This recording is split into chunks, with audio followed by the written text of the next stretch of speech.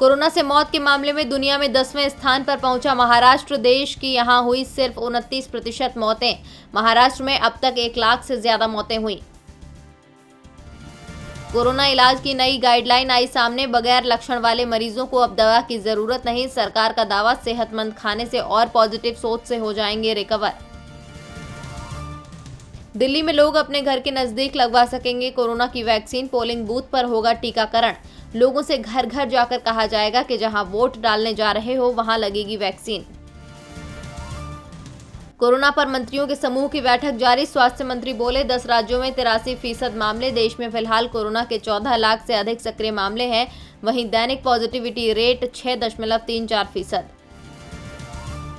हवाई यात्रा पर बड़े फैसले की चल रही तैयारी। जिन्हें वैक्सीन के दोनों डोज लग चुके हैं उन्हें देश में हवाई यात्रा करने के लिए नहीं होगी RT-PCR रिपोर्ट की जरूरत। ओवैसी की धार कम करेगी कांग्रेस। उत्तर प्रदेश में कांग्रेस माइनॉरिटी सेल के अध्यक्ष इमरान मुस्लिम युवाओं को पार्टी से जोड़ने का करेंगे काम।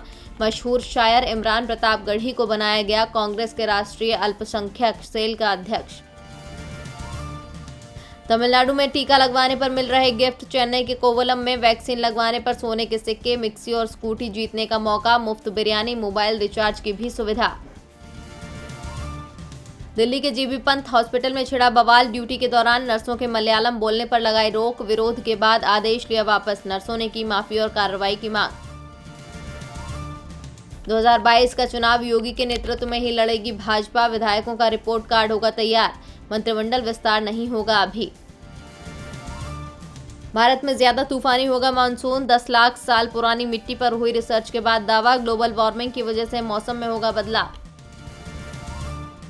1 महीने में दूसरी बार यूरोप में घिरा चीन। हंगरी में चीनी यूनिवर्सिटी बनाने के विरोध में हजारों लोग उतरे सड़कों पर। कहा, इससे कम्युनिस्ट हावी हो जाएंगे।